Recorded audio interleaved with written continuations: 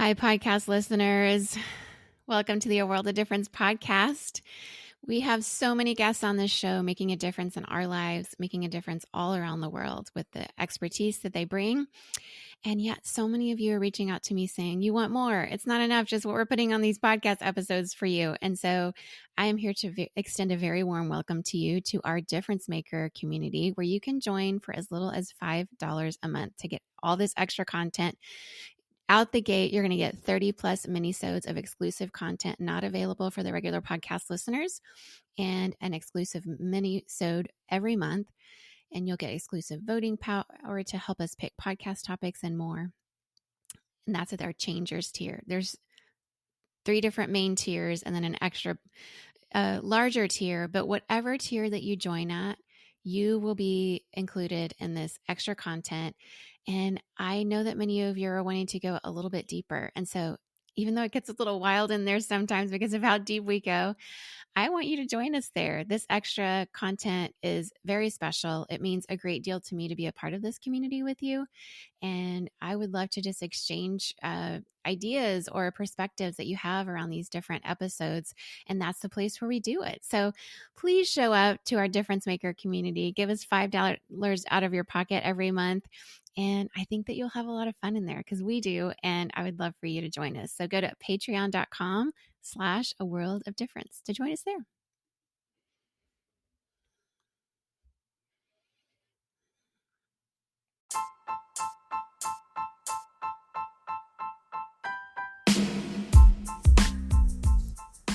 Welcome to the A World of Difference podcast. I'm your hostess, Lori Adams Brown, and you are listening to episode 30.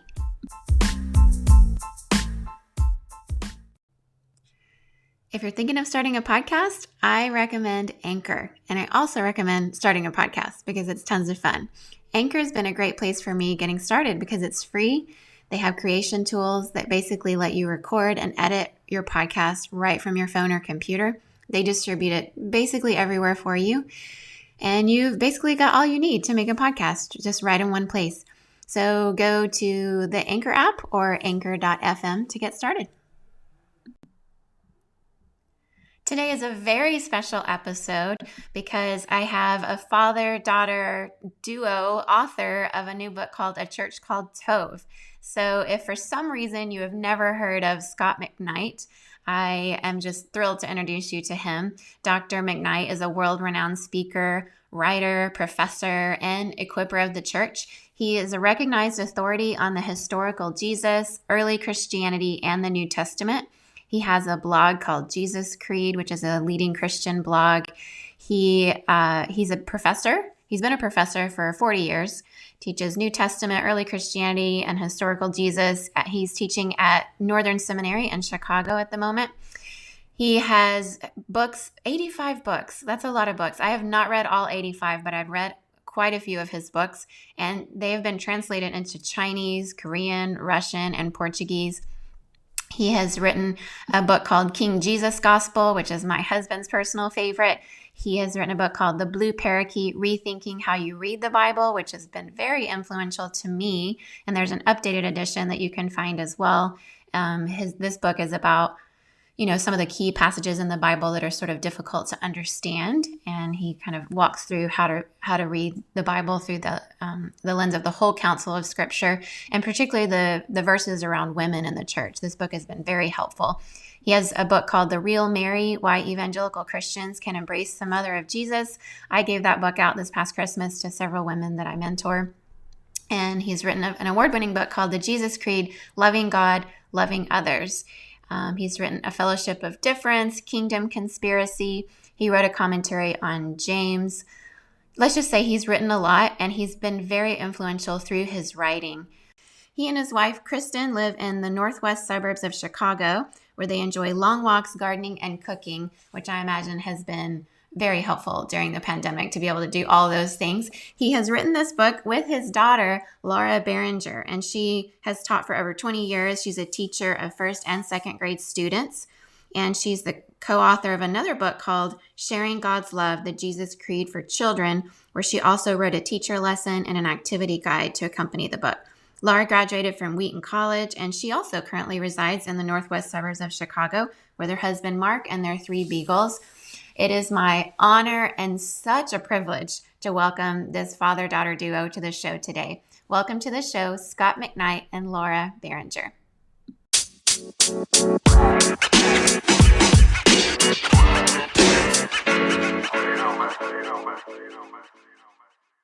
Hi, Scot and Laura. Welcome to the A World of Difference podcast. Thanks for having us. Thank you. Thank you very much. Good to be with you, Lori. I am thrilled to have the two of you here today on our show, A World of Difference. You are making such a world of difference through your writing, Scot and Laura, both of you, especially this latest book, A Church Called Tove. But I just wanted to say, my husband and I have been just avid readers of many of your books, Scot. My husband was the first to encounter you with your book, King Jesus Gospel, back when we lived in Singapore. We had several friends that loved this book and read it, and we would discuss it together. And you just made such a huge contribution with your teaching and your writing. But I know that not all of my listeners may know who you both are. So I'd love it if you'd both introduce yourselves to our audience today. Hey, Laura, you go ahead. All right. So my name is Laura Barringer. I am Scot's daughter, and my day job is very different than the topic that we are discussing right now. I am a primary grade teacher. I've been teaching for 20 years in the Chicago suburbs. And we can talk more about this later, but my journey to sitting here on your podcast today is an unlikely one. But I feel very just blessed that I was able to work on a project like this with my dad, and became a passionate topic of mine that eventually found its way into a book. And Laura's a grade school teacher, but she always wanted to write a little bit, I think. So this was an opportunity to get to write. So she's had this bug. And I used to make her write essays when we'd get back from vacations. I was just going to say, I don't know if I like to write now, but when I was growing up, my dad used to make me write essays on summer break. Oh, wow. And he thought, I am still upset about it. He thought this was like a really good idea, and I threw a complete fit. Did I end up writing anything? I don't remember. Oh, yeah, you did. I remember you wrote a really good one on Washington, D.C. Yeah. So, and I am a professor of New Testament at Northern Seminary in Lisle, Illinois, which is outside, it's western suburbs of Chicago, not too far from that other school that's not as known as we are, called Wheaton. And I've been teaching, getting close to 40 years as a professor of New Testament. And my wife, Chris, is a psychologist. She actually works in Wheaton. And we've been married for 47 years. Wow. So Chris and I grew up together. So. Aw, I didn't know that. Our fathers were coaches together. Aw. At the high school. That's sweet. Well, yeah. I'd love to meet her. Maybe I'll have her on the podcast next time. You talk about her a lot, and I know that you mentioned her even like some of the stuff in your book that we're going to get into about the psychology behind a lot of this. She's been very helpful to you in that way, which is awesome. Well, first let's just start off with this question: what is it that compelled the two of you to write this latest book, A Church Called Tove? Well, the journey really started for us when the Chicago Tribune, well-known newspaper here in Chicagoland, broke a story in March 2018 about sexual abuse allegations against Bill Hybels, who was my former pastor, was my dad's former pastor. And reading the headline, we were startled and just kind of rolled our eyes at first. That's something we didn't believe it when we first read the headline. Started reading the article and knew the names of the people that were bringing allegations to light. And that is really how the journey began, is the process of seeing people that we knew to be truthful, people of character, people of integrity, and not just one of them. There was 2, 3, 4, 5, 6, and then more that we knew that would come forward. The process of seeing the church, for lack of a better word, just bury the people, and that The women, the church yeah, the worked, women. yeah, the women, and the church worked really hard to cover up the story. They were not being truthful. And that is when I really pushed my dad to start writing about the topic, what was happening at Willow Creek and how they were being less than truthful about what was happening. I just felt like it couldn't be the end of the story, that the women are ignored, they're silenced, and we just move on. Yeah, and I'm like a lot of Christian leaders. If I don't know what happened, I got to sit back and watch and try to learn what I can. But I have to, Laura brought this up. We called or we texted the story to Laura and Mark when they were out to eat on the night this story broke. And as soon as I read it, when I saw Nancy Beach and Vonda Dyer and Nancy Ortberg's name in there, I thought, this happened. This isn't a debate now.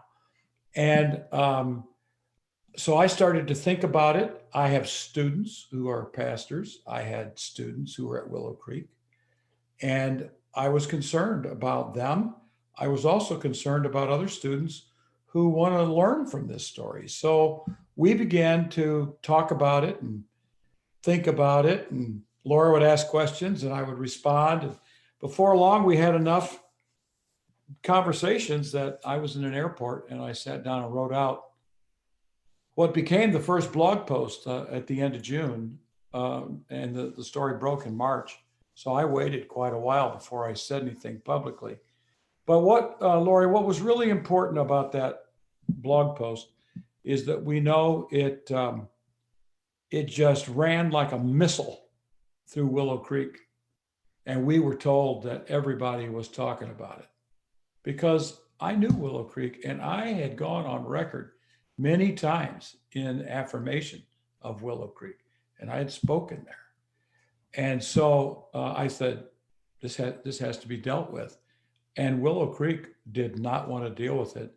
And it wasn't until the New York Times published the story about Pat Baranowski that from that point on, it was over. Everybody knew it was true. So we began to ponder that, and eventually this book resulted.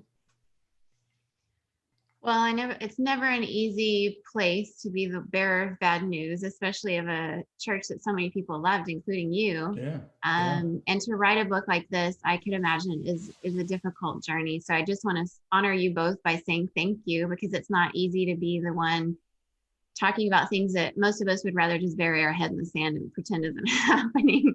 But your book doesn't just focus on Willow Creek. It focuses on an alarming trend that you have noticed, and the white evangelical church in particular in the US, where this is happening. And so one of the things in the book that I noticed was you talk about these early warning signs of a toxic culture, right? So you talk about narcissism and power through fear. You say power through fear-based churches are on the rise, and that you, Scott, have seen on the faces of many, mainly women, a witness to the harsh reality and intense pain caused by such pastors. And you say, by and large, your experience has been that toxic cultures are shaped from the leadership culture, from the pastor and his retainers. And so I'd love for you guys to describe what these early warning signs look like so that people listening would know what to look for. Well, I think Laura can fill in some of these things as well. So, Lori, to me, when you are intimidated and fearful for, let's say, your status, your reputation, maybe your job and income, if you express disagreement, if you express dissent about something, if you decide that you're going to do something a different way, maybe have a slightly different theological belief, and you are afraid of how you will be treated, and you have seen signs that when people do what you're going to do, maybe, that they lose their jobs, they get silenced, they get demoted. We know a woman who was put in an office next to the toilets just as a form of retaliation, you're in that kind of culture then. And people have to be aware of these sorts of things. One of the things that I would long for churches is that there is a sense of liberating freedom and toleration of someone expressing an alternative viewpoint. And it won't result in retaliation. It won't be perceived as disloyalty. It will be perceived as someone from whom we might learn something. And we need more of that. So to me, other than the fact that a lack of empathy, firing people, and it doesn't bother anybody, I think the critical sign is this sense of being afraid of what might happen to you if you disagree or take a different viewpoint. That's a bad sign. That's a bad sign. I think there's a difference too. We've been asked quite often since our book came out, how do I know if I'm in a toxic culture? And I think there's a difference between being on staff and being in the congregation, if we're speaking of churches. And I think sometimes the congregants don't realize the toxicity around them. I know that I didn't. When I attended Willow Creek, I wasn't on staff. I was merely a congregant. And I really did not see from week to week the toxicity around me. I didn't see it until I left. And I think that I've come to realize that's sort of a common experience, is that your average weekly attender, may not even have the language or the understanding of what's happening around them. But we've come to understand that the staff does. The staff feels it. And like my dad said, the fear of losing your status is a big one. And another thing that we found is feeling important the closer you get to the inner circle. That would be another red flag as well. Lori, this is one that bothers me.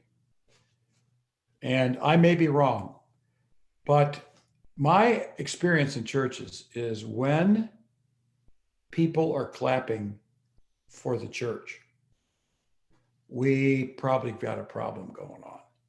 Is that they're so proud of themselves. Now, what I've also experienced is that the pastors of those churches bask in that clapping for the church because they are so identified with that church that when people clap for the church, they're actually clapping for themselves, for that pastor. And the pastor stimulates and encourages and creates opportunities for the church to start clapping. And I've been in some of these churches where I've affirmed something in the congregation and they start clapping.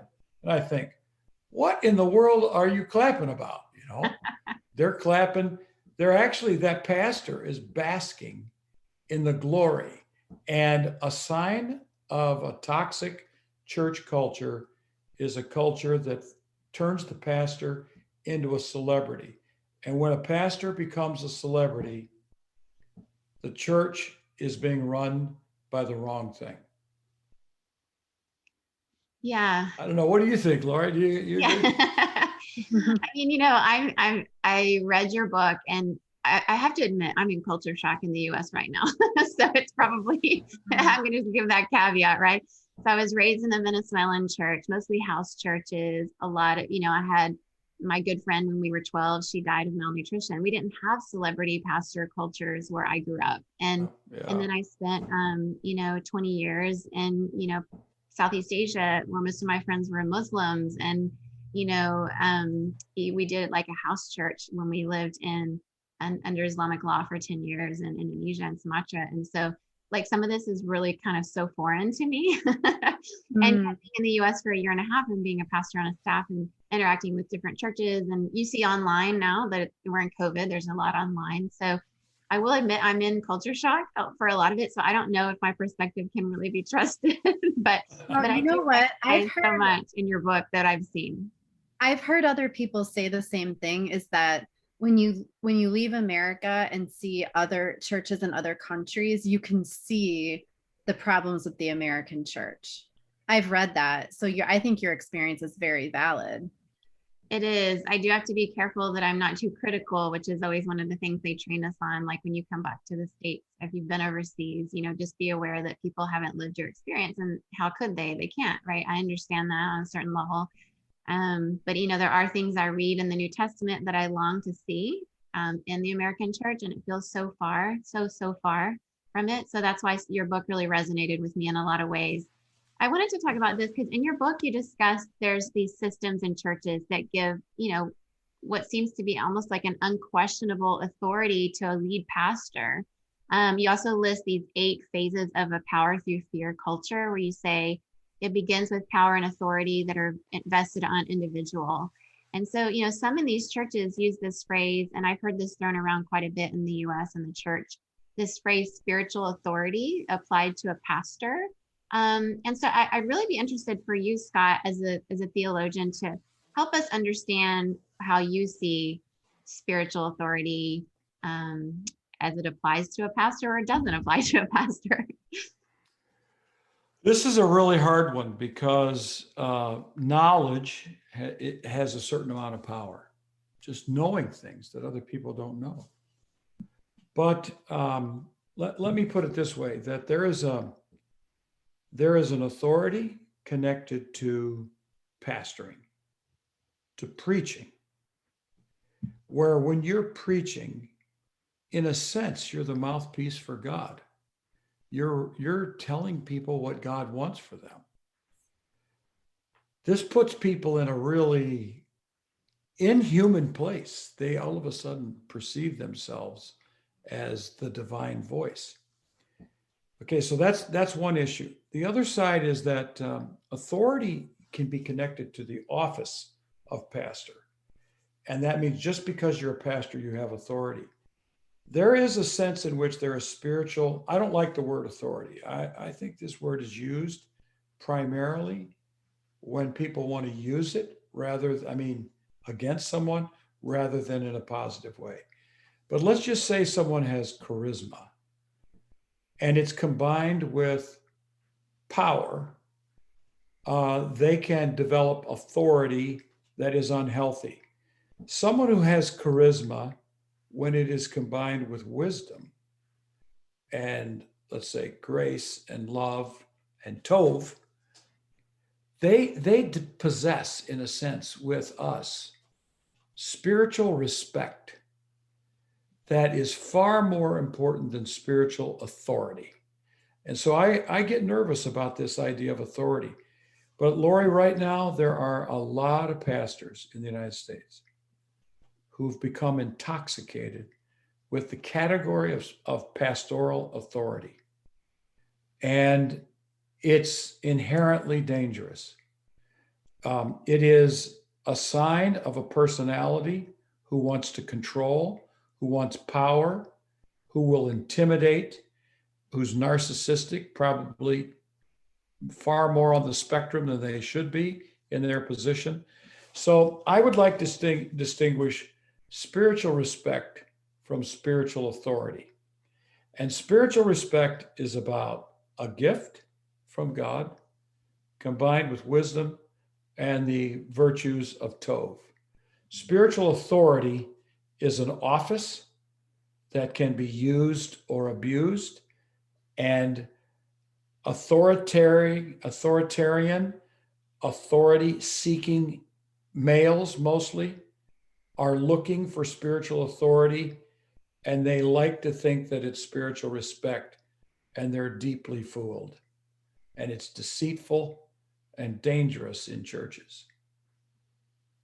I felt that was a pretty good answer. I wish that was in the book. That's your next book, Spiritual Authority. Spiritual respect, but there is a difference, isn't there, between respect? For instance, I respect Eugene Peterson. If he said something, I listen to that. There's some other people that know a lot, that speak a lot, and I don't respect them. Yeah. They claim authority, and they'll use their authority, but they're not. And so I'd long for churches to have pastors and leaders marked by spiritual respect rather than authority. Yeah, and when you talk about some of the power through fear, you talk about this, both of you, in the book, where respect is almost demanded through fear that you would get fired, fear that you would lose your chance to ever do ministry anywhere else ever again.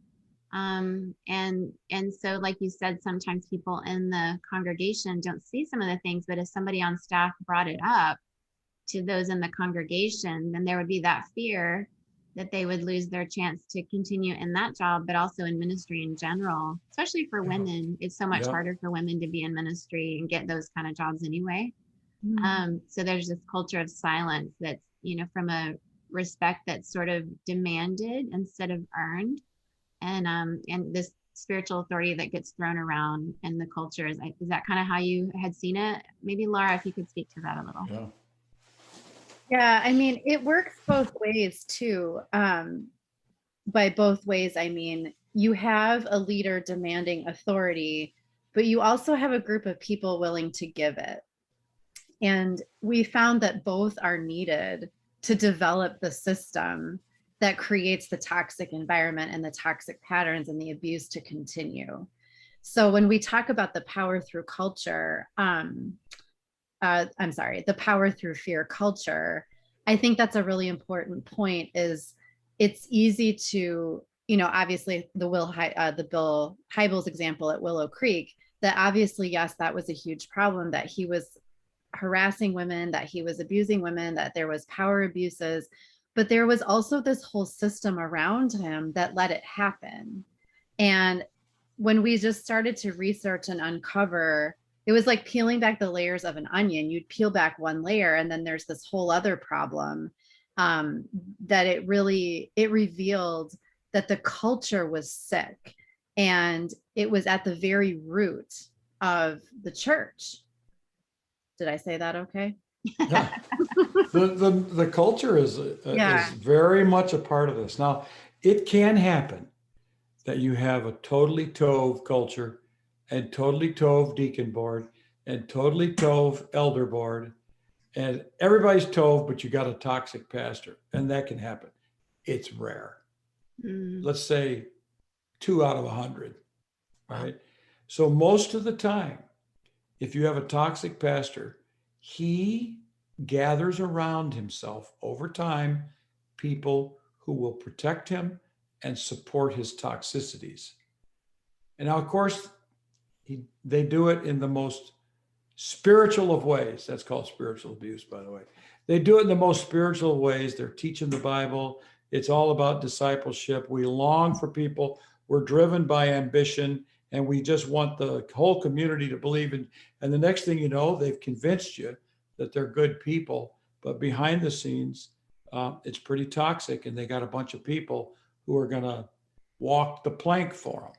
So I remember being so frustrated with the elders when the Willow Creek story broke, is I thought, why aren't they taking a stand? Why are they spinning out messages that are half truths, that aren't going all the way? And my dad reminded me, well, he put them there. They are there because he put them there. And this is how the system works. Yeah.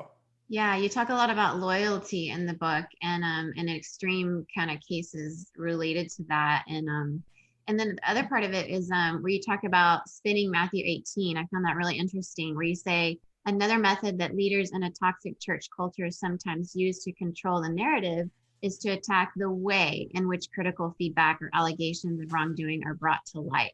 So like, someone's feedback could be completely dismissed to the lead pastor or to the elder board or whoever they're talking to if they didn't say it in this acceptable way with the right words or the right tone or in the right moment, or they didn't say compliments sandwiched around the negative feedback. Like there's a specific way that sometimes feedback can be given according to the culture. So maybe unpack that for us a little bit more, how they just dismiss the feedback.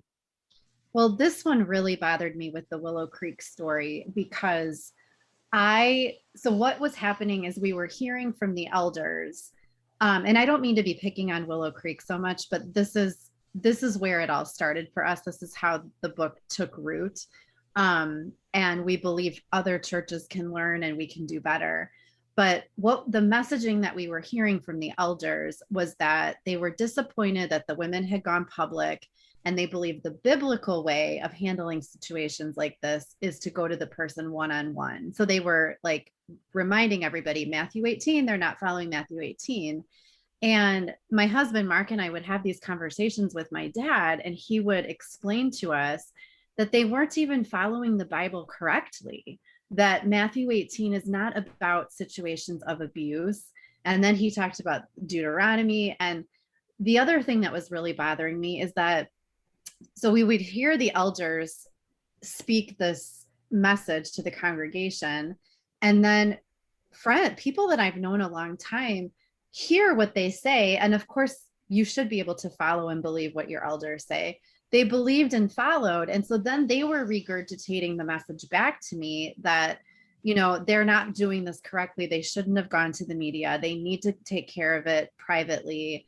And so not only was Willow Creek sending out this message, but you have a global audience following it. And so that's when I felt like my dad, when he would explain, we need a theologian to explain to us, well, what does Matthew 18 mean? And he unpacked it for us, and then was able to unpack it more in writing on the blog and in our book.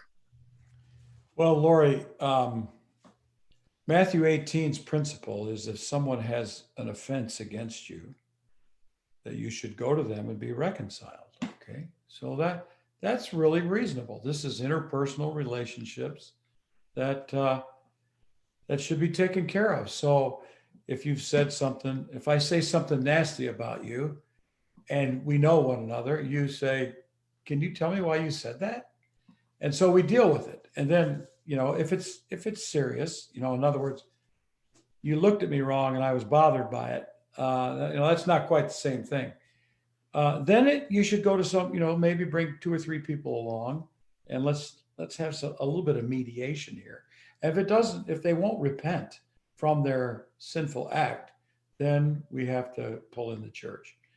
This seems like a pretty good principle, but when you apply that as a rule for all situations, you run into very serious problems.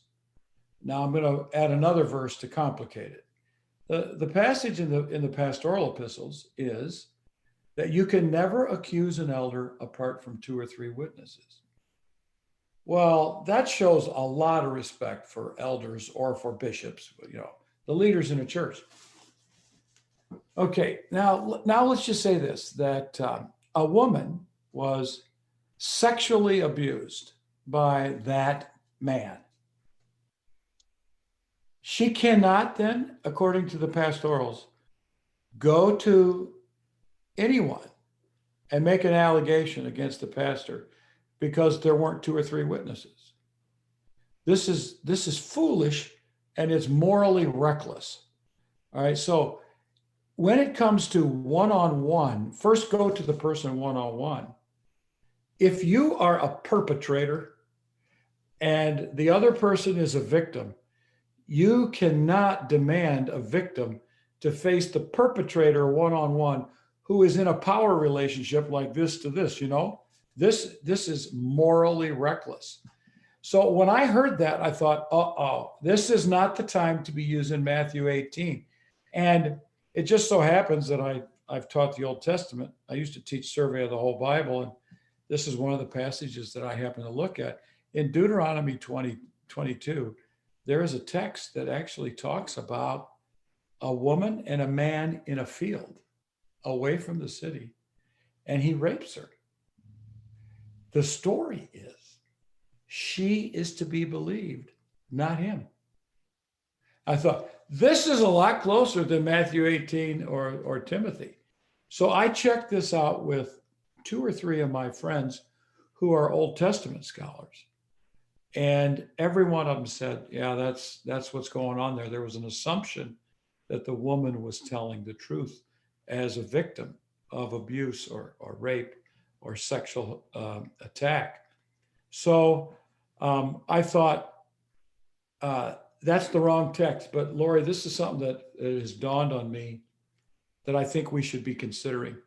Who is going to benefit from the use of Matthew 18? I think we have to ask that question.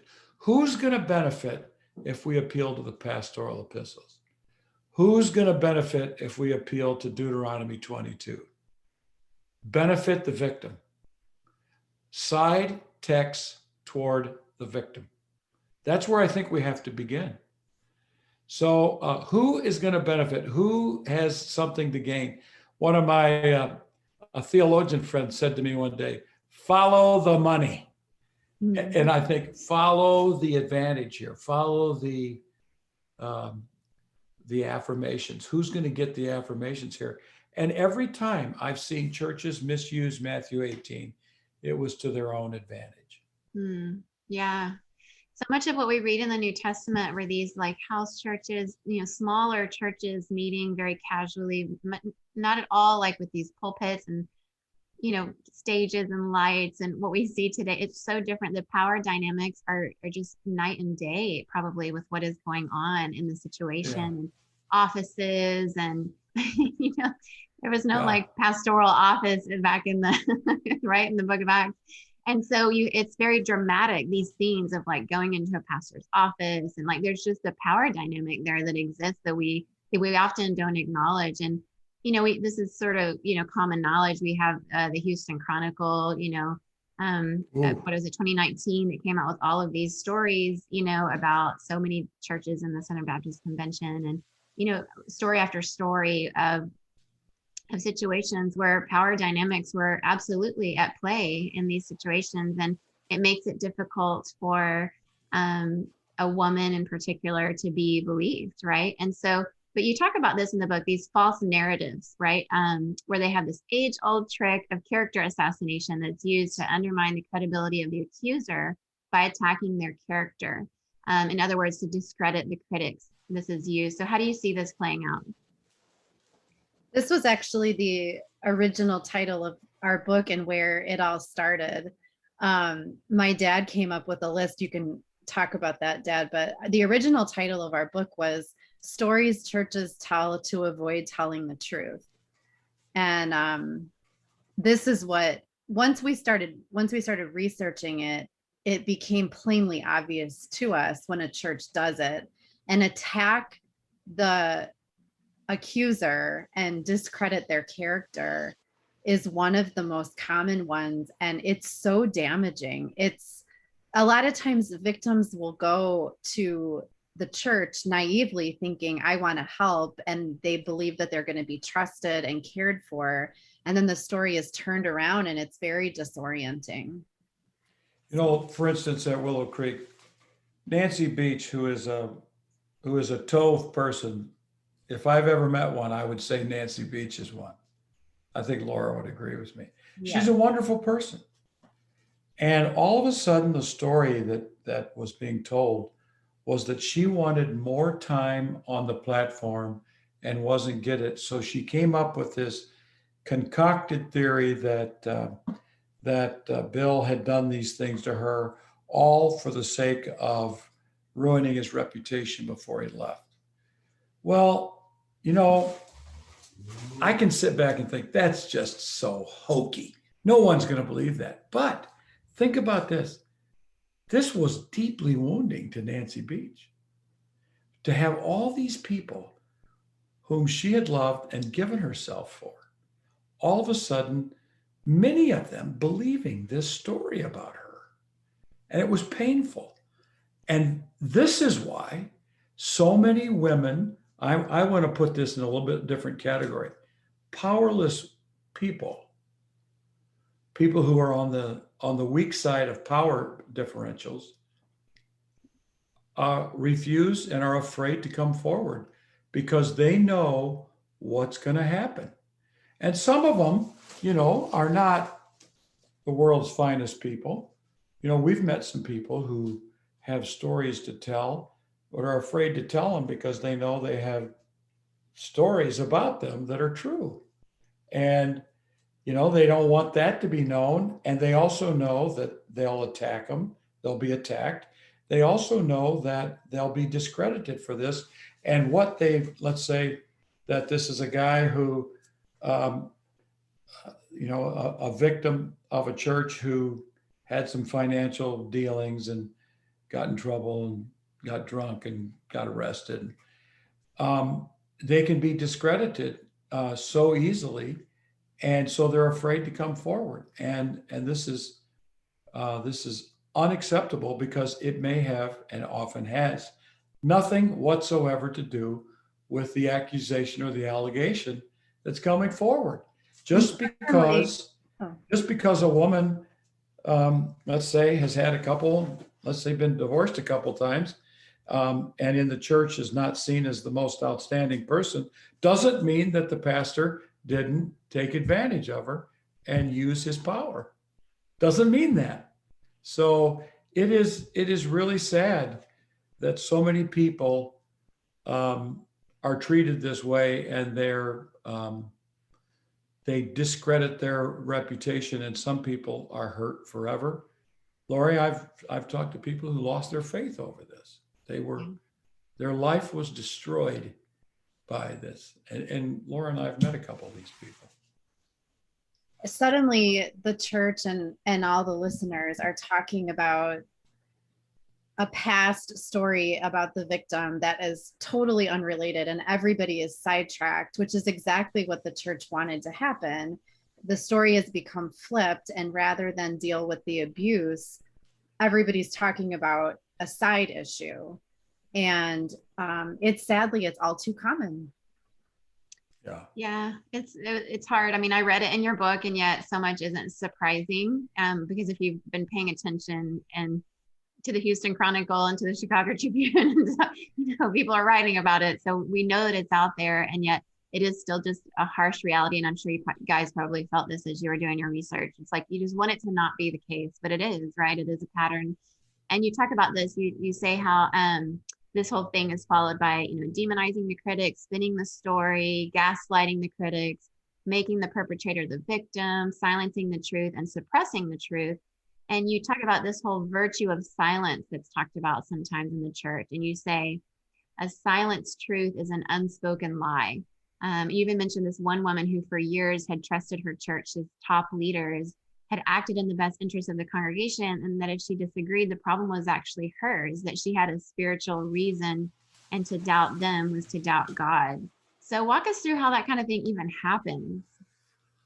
Oh boy, this I almost need you to say it all again. That was it was traumatic. I just traumatized you. Yeah, it's like God is the pastor. And I hear this phrase a lot. People will say, well, I just trust the pastor, because I don't want to doubt them. That's like doubting God, right? So yeah. Well, Laura, you wanna say something? No, go ahead. The gaslighting was one of the things that really bothered us. But when churches want to silence a person, they are actually, let's say that you signed an NDA and you saw something between the pastor and another person, or you are in the financial department and the pastor has been filching funds, and you sign an NDA. When you are silenced by an NDA, and a non-disclosure agreement, you actually are creating a lie to be told in the church. And it's now a falsehood is ruling over a situation. I've seen this, that a woman made an allegation, the pastor paid her off, or the church paid her off. She says it never happened. I lied about it. Now all of a sudden, the pastor's story sounds true. but it's false. It's a lie. So therefore, a lie has become the truth, and the truth has become a lie. And this is a total distortion of our calling as Christians. And so Laura, you went to seminary. I don't know if you read any St. Augustine, but St. Augustine is one of the early Christian theologians who taught us to doubt our pursuit of truth and taught us that we like to protect ourselves. And this is at the heart of this, is if we tell the truth, we will be discredited. Let's tell a lie, we will maintain our reputation. When Christian leaders are doing that sort of thing, they're living a lie. It's not the truth. The truth alone heals and brings freedom. Did I answer your question? Yeah, it's such a hard thing to do. And I love that you brought up St. Augustine, because it's an old problem, right? It isn't something, some of this is like new, like how church is now in the United States, but some of it is old in the sense that it's never been easy to tell people the person they love and think is awesome and perfect has a flaw and has a flaw that's so severe, and that maybe an entire culture of the church is so flawed that they've been deceived. No one wants that information, and no one wants to be the one to say it. And it's so much easier to just tuck your tail and leave and never say it and just move on, because you protect yourself. It seems like the right thing to do, and maybe part of it is in a certain way. It's complicated. It's like an ethical problem. It protects the gospel in some ways. It protects the church in some ways. It protects everybody. It keeps the church from being a total chaos situation. There's so many temptations to avoid the truth. Yeah. Dad, you taught me that when an allegation surfaces, look at what the church does first. Yep. How do they respond? That will tell you a lot about the culture. Yep. Good. Yeah, that's very good. Now we're all going to be paying attention to that. Well, I think that's a critical one when, and we found stories, and I know stories of people who said, let's look into this. Let's look into this, find out what really happened. And regardless, if it hurts us, it hurts us. We have to tell the truth. We're gospel people. So I really believe that. Yeah. We wrote about an example that we found of a Tove church, Robert Cunningham in Tate's Creek in Kentucky. And I felt emotional when I read the story, because I thought, if only Willow Creek would have responded the way Tate's Creek responded, how different the story could have been. And he called the victims his prophets. He said, there are prophets now, and let the stories come and let the truth be unleashed, and we will own what we need to own. And he gave over all of his books to Grace to investigate, and he made all of the results public. He apologized not only to the victims, but to the whole community. And I was so touched by it, and like I said, emotional to see such an example of Tove when an abuse allegation surfaced. And I told Laura, I said, if Willow Creek, if Bill Hybels and the leaders had responded the way, is it Robert Cunningham? Yes. And we met someone who was in his church, and she said that's exactly what he was like. Had Bill Hybels and the leaders responded this way, the church would have forgiven them. Yeah. They would have forgiven them. That church, Willow Creek, is so full of grace. They want to forgive people. Yeah. And they're eager to dispense the grace of God to people. So it's really sad. It's just so sad. Yeah, it is sad. One of the things we loved about your King Jesus Gospel book was, it just reminds us that there really is only one king. There's only one, right? That's right. Churches have this leadership culture that's like, it's almost like kingship, right? That's embedded in this hierarchy. And so what is at stake, in your opinion, in these churches with a church model where pastors are treated as kings? Oh boy. This is really irritating to me what's happened in the church. It is true that pastors are leaders, but when a pastor sees himself or herself in the term of a leader, they see themselves in front and people following them, rather than in terms of a follower who has other followers around him and they're all following Jesus. I think that's a mistake. That's the first mistake, is that they set themselves up as in the place of God, in the place of Jesus, rather than in the place of a disciple. It is a fact, according to Mark Allen Powell in his book, What Do They Hear?, that pastors, when they read the Gospels, identify with Jesus. Preachers do. Lay people, when they read the Gospel stories, identify with the people Jesus was ministering to. Pastors who are preachers need to identify with the people who need the healing, not with Jesus. They need to hear Jesus. Okay, so that's one thing. The other thing is, this is so vital to me, and I've learned so much from Eugene Peterson, that a pastor is someone who pastors people.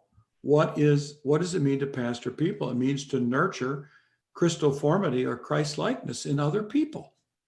That's what a pastor does. I mean, a lot of these pastors think that they're executives.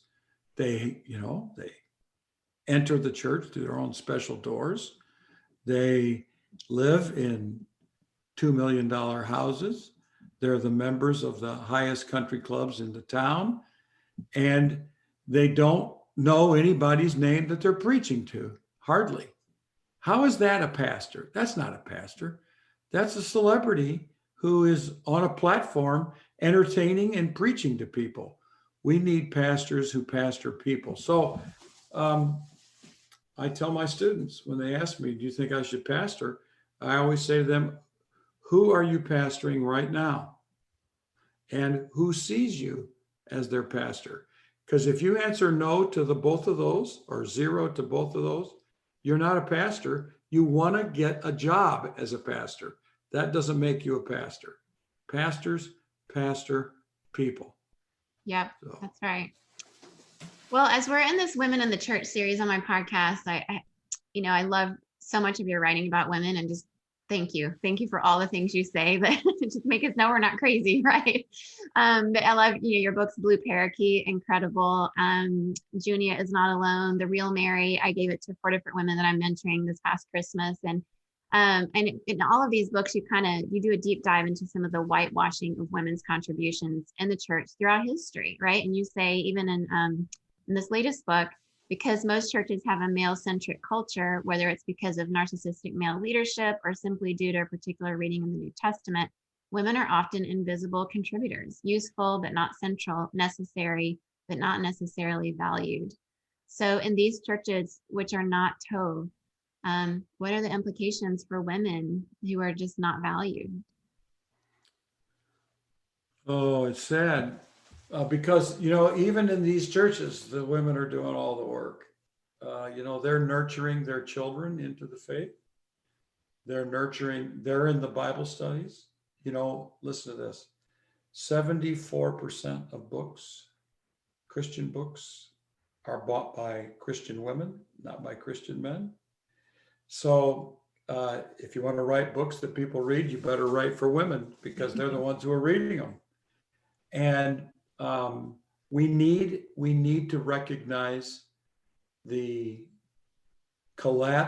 immediate collapse of the church in the United States without the spiritual maturity of women in the church. Furthermore, we need to recognize the gifts that God has given to these women. I have a student who's really gifted. She's really gifted. And she presented for 30 minutes to a pastor and a couple leaders in her church about why she thought they ought to recognize and allow women to do a little bit more. This wasn't asking them to become the senior pastor. And after 30 minutes, one of the elders fell asleep. After 30 minutes, the pastor said, "Are you done?" She said, "Yes." She said, "Thank you." He said, "Thank you." She left and she never heard from him. Wow. It was a total unrecognition of the voice of a woman who is very, very gifted. You cannot, I mean, Lori, I mean, I've said this so many times, I feel like I don't need to say it anymore, but we need to recognize the gifts that God has given to women. And if we don't recognize those gifts, we are quenching the Spirit. Mm-hmm. And if we're quenching the Spirit, we're harming and wounding the church. So my image is their blue parakeets. Open the cage and let the blue parakeets fly. Let them sing and let them fly. And that's what we need to do, is we have nothing to lose if we participate with God in the unleashing of the spiritual gifts of women in our churches. All right, now I'll say one more thing. The most influential Bible teacher in the world today is Beth Moore. Yeah. Number one. Yep. By far. No one is close. Yeah. Not even Tom Wright. And yet she's been discredited and told to go home and all the things, that you're writing about in the book. But you also say, I have this quote from your book that says, women who seek to exercise their gifts in the church are sometimes perceived as a threat by narcissistic pastors who are wrapped up in the power game and surrounded by sycophantic supporters who are determined to protect their male-centric culture. And you say such attitudes have driven women out of the church and into the marketplace where their gifts are able to flourish. Women who are silenced in the church can and do become significant voices outside the circle of male-centric church culture. But how much better it would be if they weren't silenced in the first place. What is your thoughts on this, Laura? As you guys are talking, I'm thinking of my parents' longtime friend, Cheryl Hatch. And I've always been, I don't know the word, overcome for her and her story because she was ahead of her time. How old is she, Dad, now? Well, we don't talk about the age.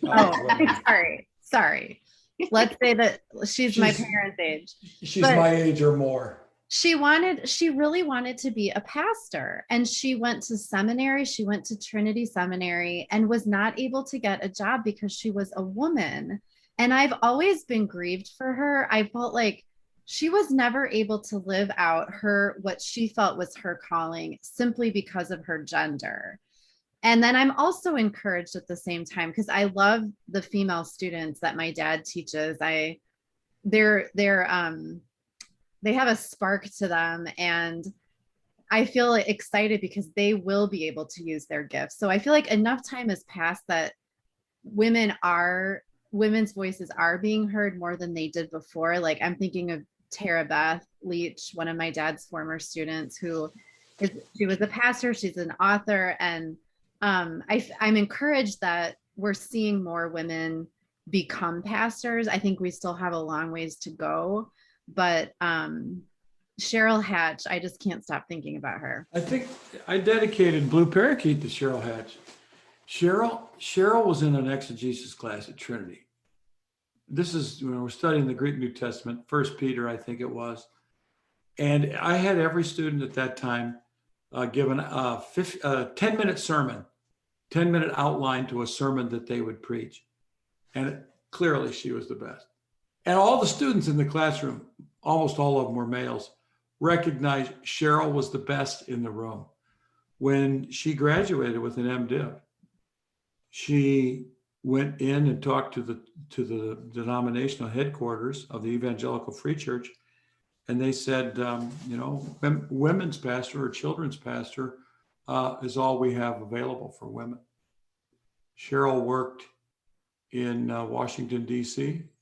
For the government, and she continued to study the Bible. She's led Bible studies, but never been able to become a pastor. And not long after her, I had another woman named Jane who was extraordinarily gifted, godly, whatever word you want to use. She was Tov, so Cheryl was Tov. And she became a pastor for a while, but it was a disaster because so many men didn't want her being the pastor. And she's teaching in a medical school now. So there's there's a lot of sad stories that I've seen over time. And I tell it this way, that Junia is not alone in being silenced. But Lori, like you, more and more are getting opportunities to preach and to teach, to exercise their gifts, even if it's not going to be a smooth road all the time. And There's a new sometimes, generation coming out of Northern Seminary, at least. They're yeah, we fired. have a lot of women who are gifted, but I tell them it's not going to all be like this when you get into church. There's going to be some men and women who don't like you doing what you're doing. Yeah. Well, I just want to say on behalf of all women in the church, thank you for being an advocate and a champion and an ally, and for writing the theology out there. Sometimes when we try to describe the theology of why women can be pastors and why that's, all throughout what we see in scripture, sometimes it just takes a man to say it to be heard. And so we appreciate it. We appreciate it when you write it and you stand up for us. It really, it's standing up for the whole church, right? Not just your daughter, Laura, but, our future grandchildren will benefit from every conversation we have to move the needle forward. I want to end on this question. You say how the church treats women is often a barometer of its culture and how it will treat people in general. So what do you hope to see change in the Western Evangelical Church in particular in this regard with women and how they treat people in general? I'll go first and then Laura can answer. I think the church needs big ears to listen. They need to listen. They need to listen to what women hear, to what women think, to what women are saying about their situation in the church, their situation in the world. I've learned a lot as a professor, and I'm hardly perfect, but I've become sensitive to what triggers women who've been abused. And I have a student who's just written an essay, it's going to show on my blog, on trauma. What does she call it? Trauma sensitive churches, trauma trained, who know what happens when you use certain words and certain images and certain illustrations. And churches that aren't that way, leaders and pastors and preachers and teachers who aren't that way, are the ones who are doing damage out there. So I would say the big thing I would say is, if we want to have greater impact of the gospel in our world and recognize the giftedness of women, men especially, and women have to listen. Grow big ears. Good. What about you, Laura? I think we need the circle of Tov. We need to put people first. We need to resist toxicity. We need to tell the truth. We need to offer empathy and grace. That goes for all people, including women, including the vulnerable. Yeah, I love that circle of Tov, and it's something that for everybody listening, please buy this book and read it because it's not just full of bad news, it's full of good news too about what we can do and how we can be a part of the change. And I just thank you so much. It's just a huge honor to have you guys both talking about this. People who've lived through it, who loved a church that struggled through it very publicly, a church that has huge influence on many other churches that were planted based on that model all over the United States in particular. And so for everyone listening that may, be a part of some of the ripple effects of what that kind of system was, this is a great chance for them to just be a part of making change. And it's not easy. It takes people being Esthers, which no one wants that role. But that's the part of our faith heritage, right? Is doing as Nancy Ortberg would say, the good, right, and wise thing. Not easy, but we need more people doing it. And I just thank you both for doing the good, right, and wise thing here by writing this book for us and doing all the research. And I'm sure countless moments of hearing things that just made you physically ill to have to even hear. So thank you for paying that price for us. And I would love for you to let people know where they can find you, either your social media or, to follow your writing so they can find out more as this book unfolds in the world. My AirPods just went out, so I haven't heard anything here, but so I don't know what you said, but I want to tell you thanks and for inviting us and for your witness and for your courage to exercise the gifts that God has given you. Thank you. Yeah, let us know where people can find you. That was the main thing. Where can they find your writing and your social media? He's an active blogger. You can find him at Jesus Creed. And he's also on Twitter. And the best place to find me too is on Twitter. I'm at Laura M. Barringer, and he's at Scot McKnight. Well, thank you both, and may God bless your efforts as you go forward and helping churches become more Tov. I pray that this book is just a blessing to so many, including to the both of you. Thank you, Lori. I'm sorry my AirPods went out there for a second. No worries. Hopefully you heard the important parts. Okay. Bye to you both. Thank you. Bye-bye. Thank you so much. Bye.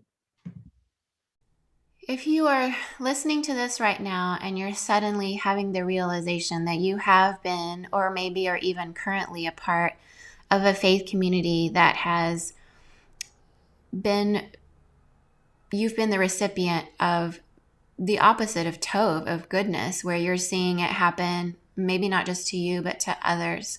And maybe there's even, like what Scott and Laura described, a system that is the opposite of Tov, where, people are being silenced, or maybe that's been you, and maybe you have been treated in a way that you just know that's not what God intended. It wasn't God treating you that way, but it was just a sinful system within your church.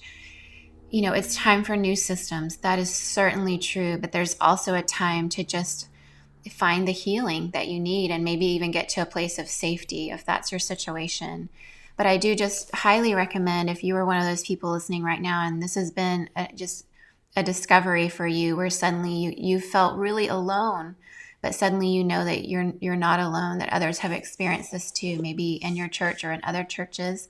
I do highly recommend seeking out a Christian counselor or even a spiritual director to help you walk through that process of healing so that you can get to a place of flourishing. But also, if you are the person that God is calling right now to say something because you see something, I just want to say God is enough for you right now. That no one wants to be Esther.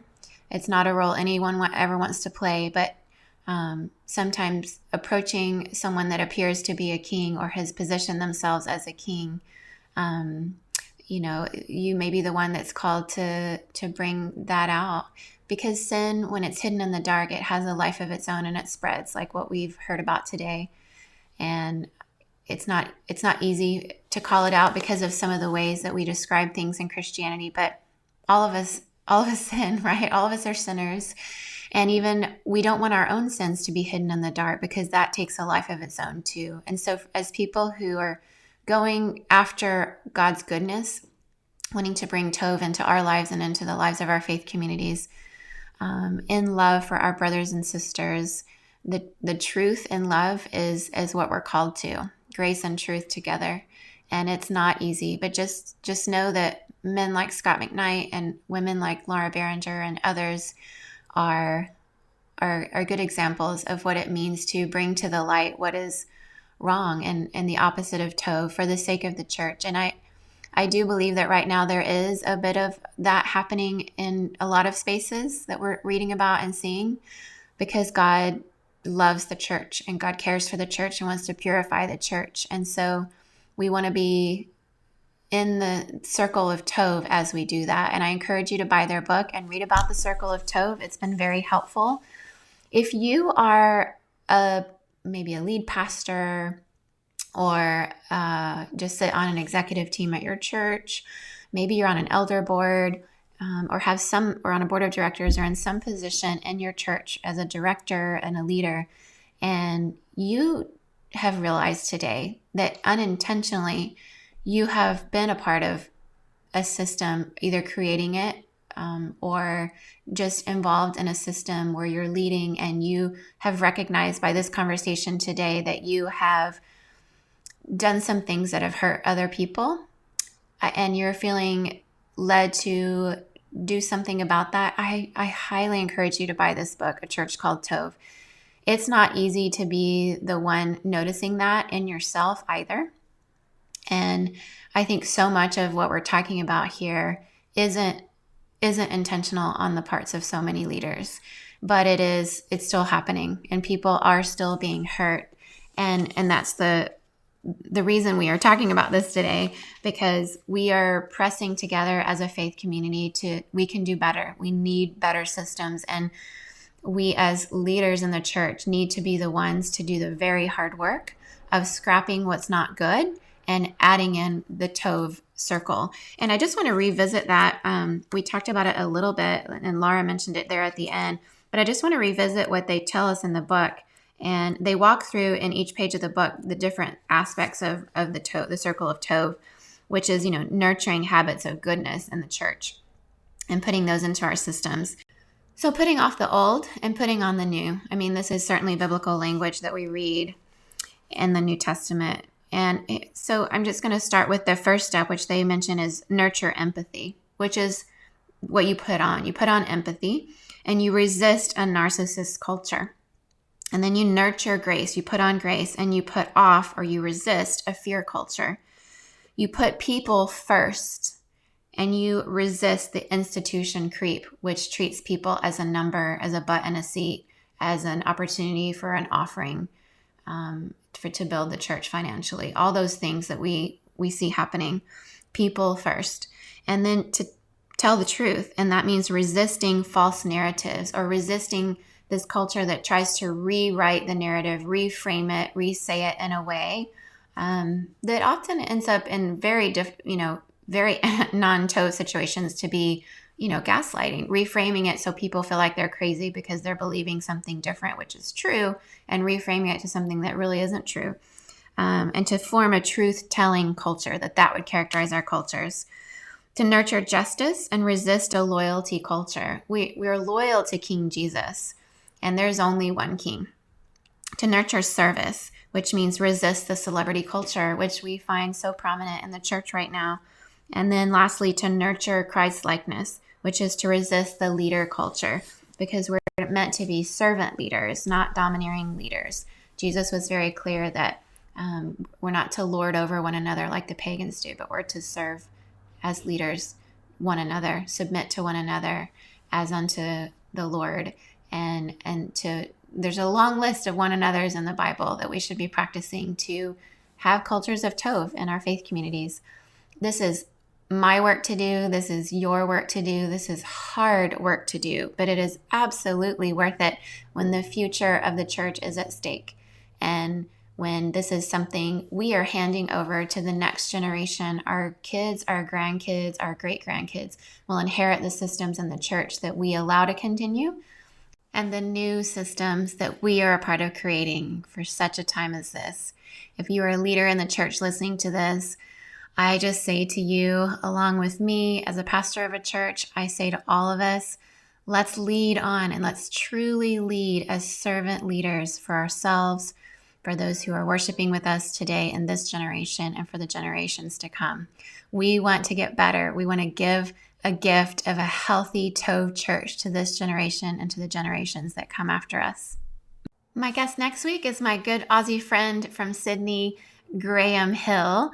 Dr. Hill has written a book called Holding Up Half the Sky, and he's going to speak to us about the theology, the practical nature of women in the church, not just the historical part of it, but what it looks like today, and give us some practical ways that we can be a part of helping to integrate women more into leadership in the church and listen to their voices. A lot of the things we talked about today, but just from the perspective of my Aussie friend. So tune in for that and have a great week, everyone.